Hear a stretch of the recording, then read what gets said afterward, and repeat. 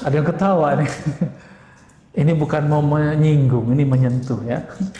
Kalau sebelum ngomong, pikirkan dulu. Jangan ngomong dulu baru mikir.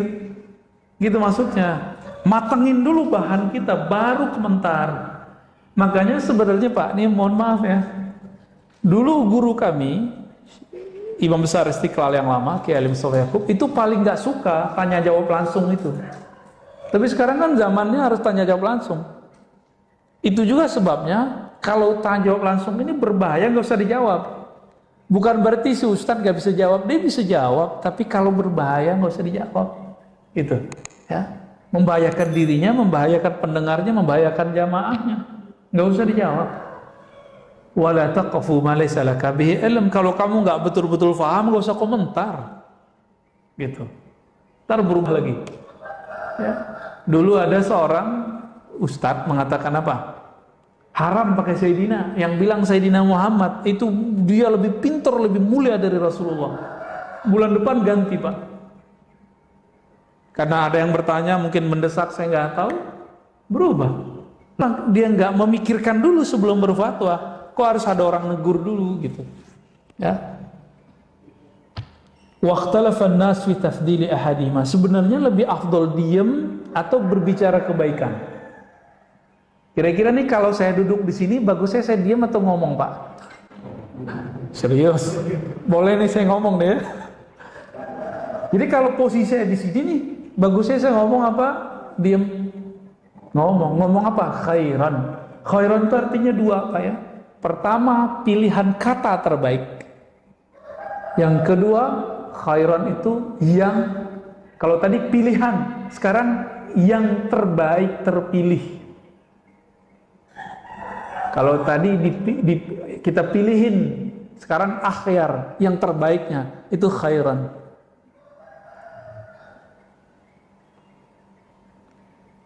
Wal asah anna kulla wahid minhum afdal min al-akhar fi ba'd al-mawadi' lakin al-muwaffaq man ya'rif mawdi' al-sumti wa mawdi' an-nutq ya. Jadi kadang berbicara lebih afdal daripada diam. Kadang diam lebih afdal daripada berbicara. Kapan berbicara lebih afdal? Kita sudah tahu. Misalnya nih kita lagi presentasi, masa diam doang? Bapak lagi ujian skripsi, tesis, disertasi, diam nggak? Atau harus jawab? Kata Pak Kiai, diam itu emas Ustaz. Saya ditanya, saya diam aja. Emang begitu? Enggak begitu juga ya. Berarti ada diam yang emas, ada berbicara yang intan mutiara. Tinggal dipilih nih yang mana. Imam Bishr al-Hafi, salah satu ulama Ahlus Sunnah, ulama salafus soleh yang sufi, beliau wafat tahun 227 Hijriah. 227 Hijriah. Ini jauh sebelum Imam Ahmad. Imam Ahmad 241 Hijriah. Ini sufi loh Pak. Jadi sufi itu salaf. Muncul di zaman salaf. Maka mengingkari sufi, ini mengingkari salah satu pilarnya ulama salaf. Sufi inilah yang ngurusin kolbu. Cuma sayang, ustadz-ustadz hari ini sebagian orang yang pegang mic seperti saya ini kadang-kadang dia nggak mengerti sufi, dia cuma tahu dari orang atau dari buku yang anti sufi, lalu kemudian ngata-ngatain sufi. Kalau Ustadz Harun sufi beneran, suka film. Film Korea Ustadz ya. Apa kata Bishr al-Hafi?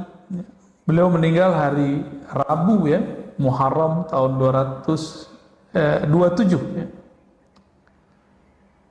Kata beliau, "Idza a'jabaka al-kalam faskut, wa idza sukut, wa idza a'jabaka as-sukut fatakallam." Saya ingat, saya dengar kalam ini dari guru saya tahun 2008. Ulama Damaskus namanya Dr. Badi Sayyid Al-Lahan, guru hadis kami. Ya, guru dosen hadis kami. Apa kata beliau? Kamu kalau kayaknya megang mic itu kayaknya kecanduan. Kan ada orang kalau udah megang mic itu susah berhenti ngomong Pak. Mau ngomong terus ya. Kalau kayak ketemu mic tuh kayak mau makan mic tuh, kayak anak kecil lagi makan permen tuh. Faskut, diem. Gitu. Nggak enak dilihat orang. Maksudnya apa? Jika kamu bernafsu dalam kalammu, diamlah.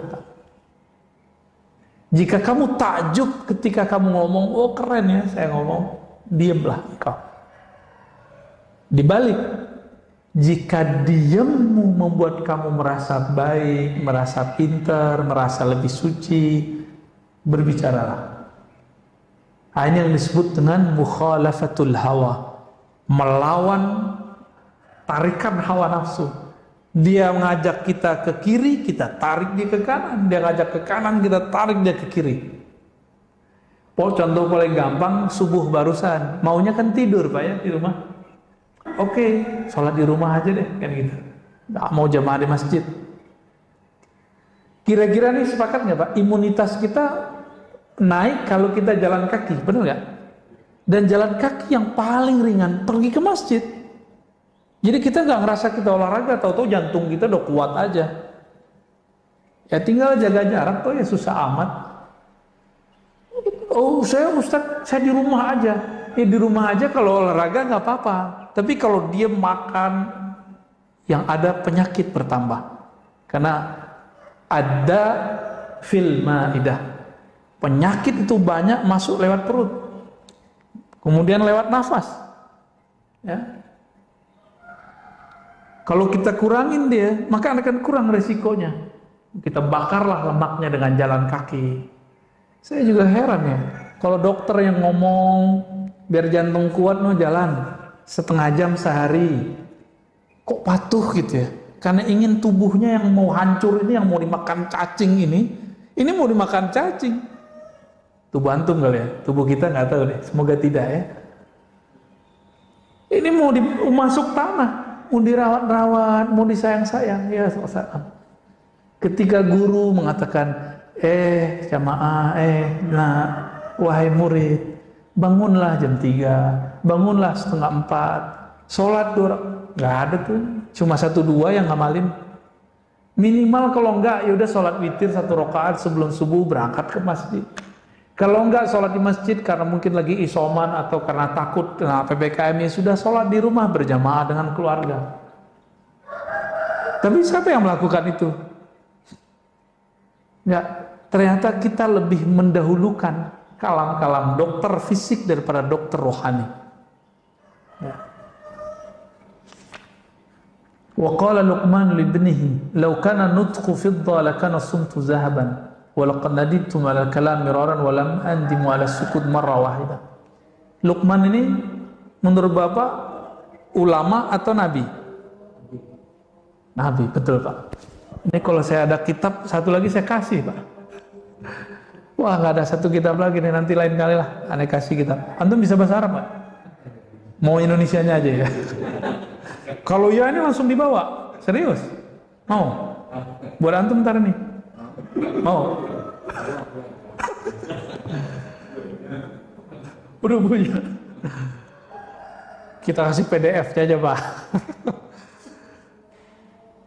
Tuh, udah mulai innalillahi Pak. Ini boleh saran nggak nih? Kalau baca innalillahi jangan kayak gitu. Bikin nyesek dada Pak. Terutama yang sakit. Yang sakit tambah terpukul dia. Jadi baca innalillahinya biasa aja ya. Innalillahi wa inna ilaihi raji'un, gitu aja. Mau nggak? Mau ya? Kalau kayak gitu biar itu masjid, karena mungkin tradisinya sudah begitu. Kita nggak usah ramai juga debatan. Gimana Pak pengurus? Mau? Jadi kalau baca innalillahi gimana? Biasa aja. Saya paling takut kalau orang baca itu Pak. Kita sehat nih, deg-degan dengernya. Kebetulan mertua saya kena COVID di kampung. Istri kita kesana kemarin. Itu sehari 5 kali orang baca. Shock, tambah shock. Untung ditenang-tenangin, udah tenang. Karena bacanya kayak gitu Pak. Innalillahi wa inna ilaihi raji'un. Itu emang betul-betul kita ingat mati Pak langsung. Ya kita terima kasih ya, syukron. Cuma jangan banyak-banyak. Obat itu kebanyakan jadi racun. Itu kan obat supaya kita ingat mati. Dia sudah sakit. Di mana-mana orang sekarang banyak yang kena corona. Dia lagi terpuruk ngos-ngosan dengerin begini mati aja. Nggak sembuh-sembuh nanti. Tuh, kayak gitu diulang 2 kali kan? Itu masih mending Pak, di tempat saya itu 15 menit 1 orang.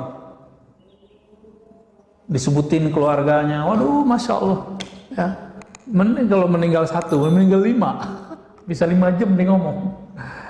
Tapi mungkin itu tradisi. Saya nggak akan mengingkari juga tradisi mereka. Tapi kalau masjid ini masjid orang-orang yang teredukasi dengan baik, ayo perbaiki ya. Kemarin-kemarin gimana? Begitu nggak? Nggak ya? Kalau perlu nggak usah diumumin. Zaman-zaman COVID nggak usah diumumin kalau perlu. Cukup lewat WA aja. Karena itu menyesakkan sekali untuk orang-orang yang sakit. Kalau bagi kita sih kabar penting. Tapi kalau bagi orang-orang yang sedang sakit ini betul-betul menyesakkan dada bagi mereka. Ini bagian dari diam nih. Mohon maaf ya, bapak-bapak yang sering baca. Luqman sebenarnya beliau seorang nabi. Jadi gini rumusnya. Di zaman sebelum Nabi Muhammad, siapapun yang diberi ma'rifatullah pasti nabi. Tapi kalau cuma diberikan wirid, suka ibadah, belum tentu nabi. Sama sekarang, kalau ada orang diberikan ilmu mengenal Allah di kolbunya, pasti wali. Kalau dia cuma rajin ibadah, belum tentu wali. Orang soleh aja. Tapi orang soleh kan bisa tergelincir lebih parah. Ada seorang soleh, alim, tapi tidak bermakrifat. Didatangi oleh orang yang suka membunuh. Yang dia bunuh udah 99. Masih ingat kisahnya? Apa kata dia? Ente dia bunuh 99 orang. Nggak ada apa. Dia putus rahmat Allah, padahal Allah tidak pernah memutus rahmatnya. Orang ini ntar kaget Pak kalau masuk neraka. Yang dia kata-katain masuk neraka, masuk surga. Yang bunuh dia siapa nih? Si Algojo ini. Siapa antara yang masuk surga? Yang bunuh dia, karena dia ada harapan pengen kembali. Maka kepada diri kita, diri saya yang bermaksiat, diri kita yang bermaksiat, jangan putus asa. Jangan putus asa kepada Allah Subhanahu wa ta'ala. Kata Sayyidina Luqman kepada anaknya, "Lau kana nutqu", seandainya dia ngomong itu koin perak ya. Lakana sumtu zahaban, maka diam itu adalah koin emas. Walaqad nadimtu 'alal kalam miraran walam andimu 'ala sukuti marratan wahidah. Nadima yandalan andam 'ala sukuti marratan wahidah. Aku sering menyesali kalamku berkali-kali. Ngomong sekali, nyeselnya berkali-kali. Pernah nggak? Kok saya ngomong gitu ya? Pernah nggak? Dan orang yang banyak ngomong bukan pada tempatnya, dia akan ngomong gini, aduh gimana? Dulu awal-awal saya khutbah Pak, awal-awal saya ceramah, kadang-kadang yang belum pantas kita bicarakan. Itu selesai khutbah atau ceramah, itu kepikiran dulu, ya Allah, kenapa saya ngomong begitu? Ternyata kita lupa rumus-rumusnya. Sebelum ceramah, minta perlindungan dulu kepada Allah, minta bimbingan Allah Subhanahu wa ta'ala. Koneksikan hati kita dengan kecintaan kepada Rasulullah, kepada ulama-ulama waliullah, baru kemudian kita ngomong. Semoga dalam bimbingan Allah Subhanahu wa ta'ala. Dan aku tidak pernah menyesal dari diamku, ini kata beliau ya. Wa'alam anna sumta ala nawain. Diam itu ada 2 macam. Diamnya orang awam, diamnya khawas, para wali. Orang awam diamnya cukup dari ghibah, menggibahi orang, wal kizb, dan bohong, ngomongin orang, mau dia kiai, ulama, mau pemimpin. Kalau kita nggak bisa ngomong yang proporsional, itu ghibah namanya. Ghibah, baik lewat sosial media ataupun langsung. Jadi kalau kita dengar berita, nggak bisa komentar baik, diem aja. Ini kalau ini diamalin aja Pak, ini beres kan negara kita. Cuma karena semua orang ngomong, di rumah kita aja pasti ada yang suka komentar terhadap semua apa yang terjadi di negara ini. Baik dari kejadian pergerakan partai, kebijakan pemerintah, rakyat ini, opini ini, pasti banyak yang komentar, padahal itu nggak ngerti apa yang dikomentari. Ya. Wa qala Abu Ali ad-Daqqaq ya. Lanjut. Yang kedua, diamnya wali. Apa diamnya wali? Imsaku sultan lisanil haibah. Menahan lisan Di saat dikuasai oleh perasaan hebat, kagum. Ini kalau orang rapat atau pada rapat RT-nya ramai Pak. Jadi di saat ngomong itu kayak kita pengen dihargai orang. Ya, Bapak rapat masjid nih, kita kalau ngomong tuh kayak pengen didengerin. Itulah sebabnya kita marah kalau kita ngomong orang nggak dengerin, bener gak? Kecuali Bapak ini guru ngaji, ya, murid-murid kita ajarin, dia berisik, boleh kita marah. Tapi orang nggak senang ngomongin kita, lalu dia ngomong lagi, nggak apa-apa, biarin aja. Berarti ada nggak benar dari alam kita, ya. Wadzalika sumtu huwa min adabil hadrah, ya. Nah, kenapa? Karena rasa kehadiran di hadapan Allah, Rasulullah itu ada pada dekat apa itu jauh, Pak? Dekat, benar dekat. Serius, udah rasa belum? Kalau Allah dekat, kita kalau dekat dengan orang yang kita hormati, berani nggak ngomong sembarangan? Hei, orang yang suka komentar macam-macam. Kalau kita merasa dekat kepada Allah, Allah itu dekat kepada kita, berani nggak komentar sembarangan? Malu kepada Allah Subhanahu wa Ta'ala. Ya. Ini ilustrasi Pak ya. Di UIN itu, saya kan kuliah di UIN dulu. Yang saya takuti kalau sama satu orang Pak, yang betul-betul kalau ngomong itu saya nggak susah untuk memotongnya dan menjawabnya pun super hati-hati. Itu Profesor Dr. Aziumadi Azra, guru kita. Kalau beliau ngomong atau nanya, itu jantung saya berdebar tuh dulu waktu masih kuliah. Waktu kuliah S3 sama beliau, itu jantung saya berdebar. Makanya waktu disertasi, saya minta pembimbingnya beliau, biar gak diuji sama beliau ntar. Ya. Itu sebenarnya Pak. Itu kenapa? Dan saya kalau di depan beliau nggak berani ngomong sembarangan dan nggak pernah berbicara tanpa data. Kalau depan beliau harus ada datanya dibaca dengan metodologi dan approach pendekatan yang pas. Kalau enggak, kamu ini cocok logi, nggak relevan, ya, nggak koheren, gitu lapas-lapasnya. Jadi dulu waktu saya mengajukan outline Pak, beliau nggak banyak ngomong. Saya nggak berani lewat sekretarisnya. Saking saya nggak berani ketemu beliau Pak, nggak berani ngomong juga depan beliau. Kasih ke sekretarisnya, outline saya dicoret. Itu banyak outline sampai pendahuluan semua dicoret. Ketika kita baca, itu kayak dia ngomong. Jadi tulisan dia bagi saya udah sama kayak dia ngomong.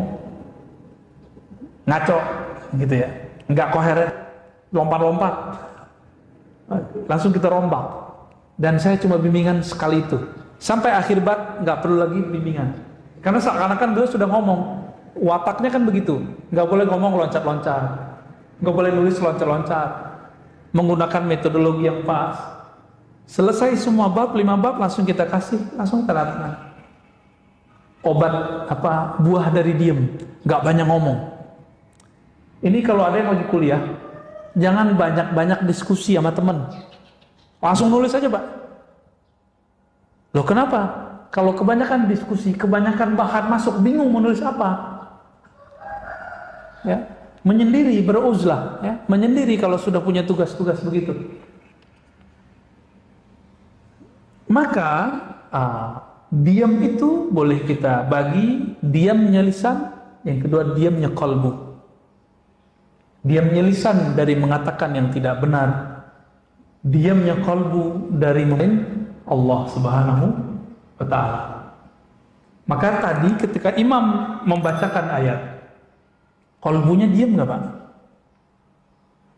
Atau kolbunya jalan-jalan berisik? Atau kolbunya jadi juri? Wah enak nih, nggak enak nih, wah panjang nih, tuh berisik tuh kolbunya. Ya bener ya, apalagi sholat Jumat pas siang-siang ya, waduh imamnya panjang-panjang baca surat Qaf. Kan sunahnya baca Qaf Pak, itu 3 halaman loh Pak ya, 3 halaman. Tapi akhirnya khotib-khotib kita kalau nggak jadi imam cuma alam nasroh, ya, kulhu. Jumatan kok pakai kulhu? Kenapa? Karena hati jamaah berisik. Pernah kita sholat di satu masjid. Masjid itu udah direbut berbagai macam aliran. Terakhir direbut oleh aliran yang berkunut. Tapi kita sholat di masjid itu subuh nggak nyaman sama sekali. Karena di sini ada ngangkat tangan, sini nggak. Sono nggak angkatan, bagian sini ngangkat semua. Jadi nggak nyaman Pak. Jadi samping kiri kanan kita ada yang ngangkat dan enggak. Jadi hatinya lagi sholat tuh pecah dan itu terasa auranya nggak nyaman. Kolbunya berisik. Kolbu kan bisa ngerti bahasa kolbu. Apa kata si kolbu? Imamnya pakai hadis doif gitu. Kata yang angkat tangan, saya ini nggak angkat tangan, berarti dia mukhalafatul imam, dia menyalahi imam. Berisik itu hati mereka, sama-sama berisik. Habis itu saya nggak mau datang lagi, cuma 2 kali aja ke sana. Pertama telat, kita nggak tahu, yang kedua kita tahu, masya Allah, nggak nyaman sama sekali. Itu kelihatan keluar itu salam-salaman sebelum COVID tuh ya, kelihatan, ya.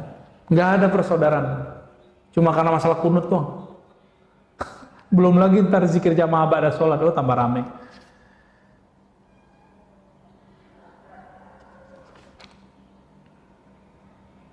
Sama ridho Pak. Ini bagian terakhir nih. Apa beda tawakal sama ridho? Tawakal itu sumtu qalbihi an talabi rizki.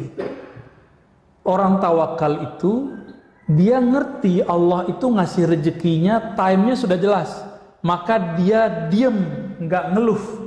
Sumtu qalbihi, diam kolbunya dari menuntut. Ini contoh, Bapak belum diam nih. Ustadz, saya udah doa, tapi kok belum dikabulkan, berarti kolbunya belum. Kapan ya? Berarti kolbunya berisik gitu. Kedengeran nggak sama telinga kita? Enggak, tapi kalau orang yang punya kolbu tahu. Kok bisa? Bukan ini tawalam gaib Pak. Kita kalau ada orang senang sama kita kelihatan, kolbunya terasa. Apalagi Allah kan memandang kolbu. Jika ada kolbu orang mengeluhkan, ya Allah, kapan ya Allah, kapan, itu bagi Allah berisik. Allah tuh nggak suka denger. Betapa sukanya kita dengan hal yang berisik-berisik yang membuat Allah tidak suka itu. Ya. Jadi udah tawakal belum nih? Doa udah. Habis doa usaha udah. Kolbunya coba didiamkan, jangan nuntut lagi, udah jalani aja. Lalu ridho apa di atasnya? Sumtu qalbihi an harakatil i'tirad.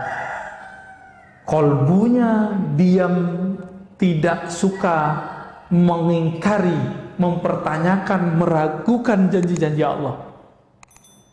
Jadi Bapak ini kalau sudah ridho belum sama Allah nih? Nuntut corona selesai atau nuntut Allah ridho kita dalam corona? Pilih mana Pak? Corona selesai Allah nggak ridho, mati. Corona selesai Allah nggak ridho, atau pilih Allah ridho dalam corona ini? Pilih mana Pak? Maunya Ustadz corona habis Allah ridho, nanti Pak Imam Mahdi keluar lama. Kalau sekarang apa tuntutannya? Ridho nggak hidup di zaman COVID? Oke, maaf, antum umur berapa? 43. Oke, COVID baru 2 tahun kan? Berarti 41 tahun nggak ada corona kan? Jangan lupakan itu. Bernostalgia nggak berangkat kerja macet-macet? Sekarang nggak kan? Nggak terlalu lah, dikit doang karena ada penyekatan. Jadi penyekatan ini aneh juga Pak ya. Orang biasanya lancar, ini malah jadi serba salah. Kitanya salah, entah mereka yang salah ya. Wah ini masih banyak ini. Cukuplah ya.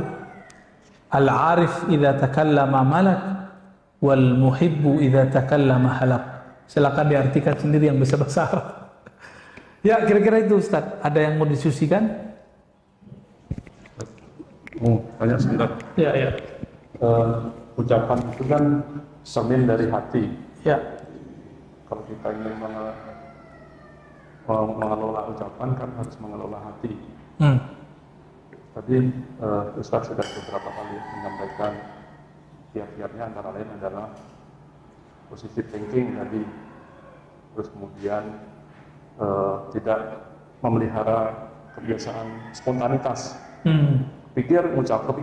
Yang ketiga tadi memperbanyak referensi dulu. Iya.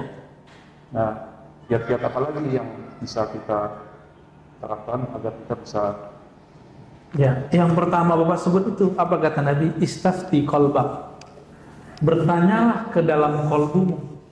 Ini ilmu para wali Bapak ya. Jadi para wali itu kenapa mereka bisa jadi wali? Ngapain nanya ke kolbunya? Kolbu terhubung ke ruh langsung ke Allah.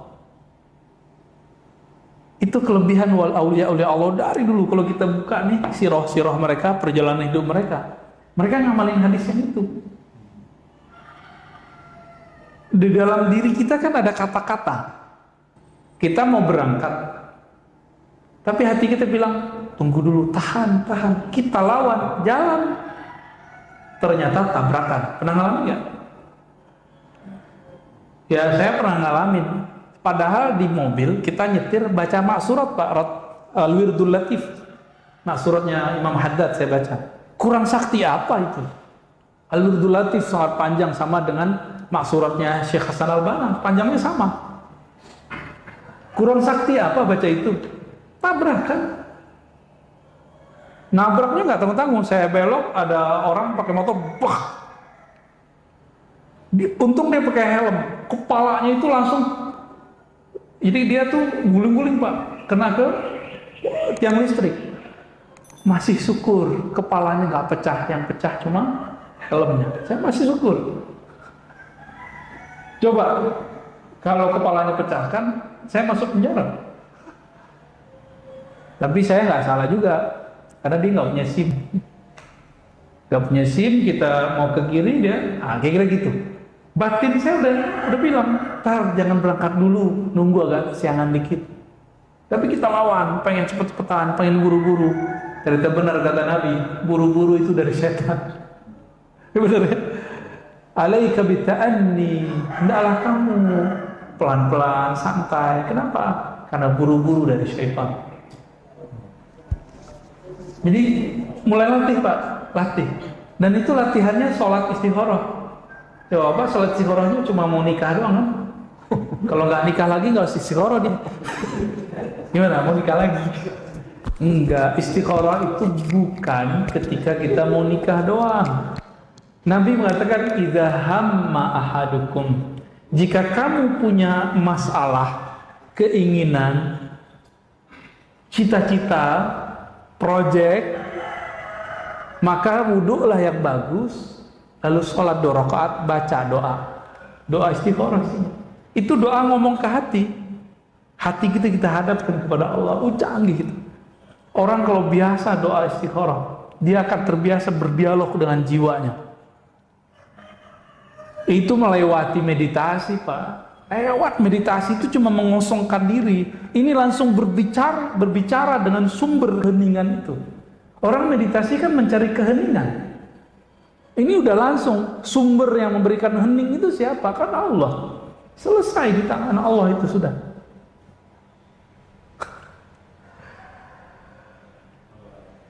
Ya, udah cukup. Waduh, antum mau nambah? Nah ini Ustaz, kalau dosa yang mulut itu kan di kalangan kurang bagus ya. Terus kalau jari itu gimana Ustaz? Sama nggak dengan? Kalau kolbu itu punya makna, diterjemahkan oleh lisan. Karena dulu sosial media itu cuma ngomong. Orang Arab kan pakarnya ngomong, maka mereka bisa mengubah kalam dengan syair-syair yang indah. Sekarang lebih canggih. Sekarang pakai apa? Isi kolbu bisa diterjemahkan tidak hanya oleh lisan, tapi bisa diterjemahkan oleh jari. Semuanya diminta persaksian. Itu juga. Maka kalau ditambah nih, antum canggih juga ya. Kayaknya emang harus ada kitabnya nih ya. Diamnya jari tidak berkomentar kecuali yang baik. Dalam sosial media ya. Jadi diamnya jari ketika dia tidak berkomentar, tidak memberikan tanggapan kecuali tanggapan itu baik. Karena semuanya Bertanggungjawabkan di sisi Allah. Itu berbicara juga tentang kita. Canggih emang sekarang. Ya. Kalau Nabi Musa hidup tuh, Nabi Musa juga bingung. Ini kalian bisa ngomong jarak jauh ya? Bisa jarak jauh kita ngomong. Bisa komentar jarak jauh kita. Makanya Nabi Musa pengen jadi umat akhir zaman. Kita nggak pernah minta kan? Pernah minta nggak dulu? Nggak inget ya? Sebenarnya kita pernah minta, tapi di alam lain. Ya, ada Ustaz Harun. Ya, dibacain, silakan. Izin nanya Buya, karena kita tidak boleh zalim terhadap siapapun, bahkan diri kita sendiri. Pertanyaan, bila kita merasakan keinginan untuk minum khamar atau maksiat, bila kita hindari ini, malah zalim. Maksudnya apa itu? Kita nggak mau zalimin orang. Terus? Ya, izin nanya Buya, karena kita tidak boleh zalim terhadap siapapun, bahkan diri kita sendiri. Pertanyaan, bila kita merasakan keinginan untuk minum khamr atau maksiat, bila kita hindari ini, malah zalim. Ya, nanyanya polos banget ya. Ya, bagus. Jadi ada konsep sebagian orang, zalim itu tidak mengikuti keinginan, bukan. Zalim itu lawan dari keadilan. Keadilan itu menempatkan sesuatu sesuai tempatnya, fitrahnya. Kita difitrahkan nggak maksiat? Difitrahkan nggak? Diperintahkan nggak untuk minum khamar? Maka di saat ada keinginan itu kita nggak penuhi, emang kemudian jadi zalim? Enggak, justru kalau kita ikuti itulah yang zalim. Ini contoh yang sering saya pakai. Anak kita umur 10 tahun minta beliin motor. Dia pengen pakai motor. Bapak kasih atau bapak tahan? Zalim ketika bapak menahan, duit ada padahal. Itu zalim atau adil? Jadi keadilan itu tidak mesti dengan memberi ke semua keinginan. Keadilan itu kadang bisa dengan menahan satu pemberian. Karena kita sayang kepada anak, nggak kita beliin Pak. Kecuali bapak pengen matiin anak cepat-cepat, ya beliin aja, gitu, ya kan? Ilustrasinya dapat. Hawa nafsu kita tuh kayak anak kecil, keinginannya banyak. Kalau belum sampai saatnya, jangan dikasih. Kalau khamar kan di sorga doang. Kalau maksiat, ada sesuatu yang dia tidak maksiat jika sudah akad misalnya. Makan punya orang haram, tapi kalau sudah beli nggak haram, gitu. Ya. Dan lain-lainnya contohnya. Ya, wallahu a'lam. Ada lagi Ustaz? Satu lagi Ustaz katanya.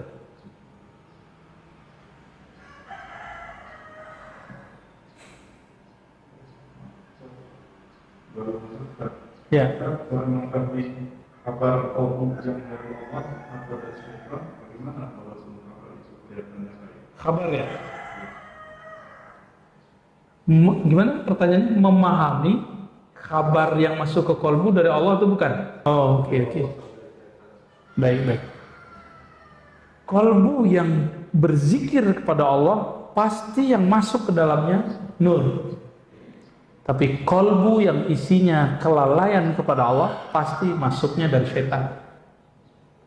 Maka perhatikan di saat sinyal-sinyal itu masuk, kita lagi zikir atau kita lagi mikir. Kita lagi zikir atau lagi mikirin dunia. Kalau lagi mikirin dunia, walaupun casingnya casing akhirat, itu tidak baik. Jangan diambil. Ya. Itu indikatornya. Dari mana itu? Dari hadis Imam Ahmad, hadis Imam Tirmizi. Setan itu dan malaikat mempunyai belalai khusus ke kolbu. Jika dia zikir, maka belalai malaikatlah yang ada, sayap malaikatlah yang muncul. Jika tidak, maka belalai si iblis syaitan lah. Bukan belalai lagi ya. Kalau lagi banyak nyamuk nih, kenapa nih? Dia kan bisa nyuntikin tuh. Suntikan itu tuh apa namanya tuh? Sumut. Itu. Sumut. Jadi sumutnya syaitan itu bisa nembus ke kolbu kalau kolbu tidak ada pertahanan namanya zikrullah. Ya. Karena kita tidak mampu zikir setiap saat seperti baginda Nabi, maka kita minta perlindungan kepada Allah pagi dan sore. Apa perlindungannya? Ya muqallibal qulub, wahai yang membolak-balik hati, tolong tetapkan hati kami dalam agamamu, taat kepada-Mu, supaya gak kemasukan. Jadi walaupun nih saya pegang kitab, Pak, saya duduk di masjid, saya duduk di mimbar ngomong pakai ayat Quran, tapi kalau saya tidak berlindung kepada Allah dan minta bantuan Allah, kalau saya berceramah, ceramahnya akan berisi kalam-kalam syaitan. Kalau nanti mirip-mirip kayak binatang buas, tapi pakai dalil, itu aja bedanya. Agak soleh dikit, pakai dalil, galaknya berdalil, Pak. Nah, kita nggak mau begitu ya. Kita maunya, ya sesuai dengan kepentingan qalbu itulah. Oke, cukup ya. Nih, Masya Allah, antum mau kawin, mau istikharah. Ini kalau kemungkaran, banyak kemungkaran terjadi karena dia ngomong baik. Oh, itu beda lagi. Ya. Ntar dulu, kita terjemahin dulu. Mungkar artinya apa? Ini pertanyaannya bagus nih. Kemungkaran banyak terjadi karena diamnya orang-orang soleh. Oke, semangat ya. Ini kalam benar, tapi jangan ditaruh di tempat yang tidak benar. Untuk membenarkan salah satu sikap beberapa orang dan kelompok yang tidak sesuai juga dengan kema'rufan. Munkar lawannya ma'ruf. Apa arti ma'ruf? Dari kata arafa, sesuatu yang diketahui bahwa dia baik, itu ma'ruf namanya, pantas. Lawannya munkar, yang diingkari kebaikannya. Paham sudah? Maka sesuatu yang diingkari kebaikannya, munkar itu ada prosedurnya kalau ingin mengingkarinya. Dan pengingkaran terhadap kemungkaran itu caranya dengan taghayyur, bukan dengan halak, penghancuran. Man ra'a minkum munkaran falyughayyir biyadihi. Ini berarti kan lafaznya, ini lafaz orang nggak perhatiin benar-benar. Orang maunya ngancur-ngancurin aja. Siapa yang melihat di antara kamu kemungkaran, sesuatu yang tidak terlihat ada kebaikan di dalamnya, falyughayyir, rubahlah tidak ada kebaikan menjadi baik. Yughayyir, rubah, ghayyara yughayyiru taghyiran. Bukan hancurkan lafaznya. Dirubah, Pak. Bisa nggak ngerubah itu? Kalau yang kita bayangin apa? Siapa yang melihat kemungkaran, hancurkan, gitu kan? Enggak begitu. Kemungkaran itu yang dirubah kemungkarannya atau pelaku kemungkarannya. Antum nih, ada tempat orang mabuk-mabukan, terus hancurin botol-botol. Emang begitu? Enggak begitu. Yang minumnya dan yang punyanya yang dibenerin. Itu yang disebut yughayyir, merubah. Gimana caranya supaya orang berubah, tapi dia nggak tersinggung dan dia nggak merasa tersiksa? Itu yang disebut ma'ruf. Makanya jangankan hadis tadi ya. Di surat Luqman, ketika ada orang tua kita yang berbeda keyakinan dengan kita, apa kata Allah? Wa sahibhuma fid dunya bil ma'ruf. Bersahabatlah, sikapilah, tanggapilah orang tuamu yang beda keyakinan itu dengan ma'ruf. Dengan yang sepantasnya, yang menurut orang baik. Anak kalau ke orang tua gimana bagusnya? Ma'ruf namanya. Itu arti ma'ruf. Jadi ini hemat kita nih ketika merenung Nabi SAW. Siapa yang melihat kemungkaran yang tidak ada nilai kebaikan di dalamnya, maka rubahlah. Falyughayyirhu. Siapa yang dirubah? Pelaku kemungkarannya. Kecuali sudah mentok, baru dia nggak mau, baru kemudian menggunakan kekuasaan untuk menghancurkan tempat itu. Dan kita lihat ya, di apa namanya, Gang Doli dulu ya di Surabaya. Itu caranya kan sangat ma'ruf. Orang-orangnya diberikan skill, nggak ada pengusiran, penghancuran, nggak ada. digiring-giring, diseret-seret, nggak ada. Bubar dengan baik, dengan ma'ruf, gitu. Ada seorang wali masuk Pak ke tempat lokalisasi itu. Dia pesan perempuan paling cantik. Dia pesan kamar paling mewah. Di tengah-tengah, jadi dicari mana-mana tempat yang tengah. Masuklah ke kamar berdua sama yang cantik itu. Dia wali nih, penyamar. Sampai di dalam, dia nggak pegang, nggak sentuh sama sekali sih. Kalau kita langsung serobot kali Pak ya. Iman kita lemah Pak, nggak kuat kita. Cuma wali-wali tertentu yang bisa. Malah dia sholat. Dia sholat 2 rakaat, bermohon, nggak tahu apa yang diminta. Habis itu dia keluarkan uang, tambahan tips, padahal tadi udah dibayar. Tambahan tips yang gede sekali untuk si perempuan. Perempuan itu bingung, kenapa saya jadi jamaah? Malah nangis. Apa saya jelek? Enggak, kamu nggak jelek, kamu cantik. Tapi saya dapat tugas di sini. Akhirnya perempuan itu minta dinikahi. Ya nggak dinikahi, dia kan cuma tugas doang. Tugas untuk sholat di situ. Nggak lama setelah itu bubar itu Pak, lokalisasi. Itu namanya ya, cara yang ma'ruf. Habis itu Allah ilhamilah orang-orang yang berkuasa di tempat itu, lalu mendapat kekuatan yang nggak tahu datang dari mana, lalu bisa menghabiskan orang-orang yang atau berkomunikasi dengan baik dengan backing-backingnya. Udah terpinggirkan semua. Tuh cantik, nggak ada korban, nggak ada yang menderita. Walaupun kemudian ada yang teri-terinya ngeles ya, dia balik lagi ke dunia hitam. Ya, di dalam kalbu kita ada kehitaman, nggak usah tuduh-tuduh orang hitam lah. Ya. Itu ma'ruf. Jadi yang dirubah siapa? Orangnya. Hancurin bangunannya, orangnya nggak dibenerin. Dia buat bangunan baru nggak? Gitu.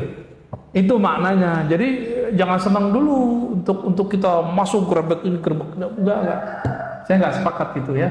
Dakwah kita dakwah yang belayyin kata Nabi, dengan kelembutan. Lembut tapi jelas, lembut tapi menyayatnya halus. Semoga dakwah-dakwah kita diridhai oleh Allah Subhanahu wa taala dan dai-dai ulama-ulama yang sedang berjuang Allah ridhai, Allah ampuni jika salah, Allah bimbing kepada jalan yang diridhoinya. Amin ya rabbal alamin. Subhanakallahumma wa bihamdika asyhadu an la ilaha illa anta astaghfiruka wa atubu ilaik. Allahumma shalli ala nabiyyina Muhammad. Assalamualaikum warahmatullahi wabarakatuh.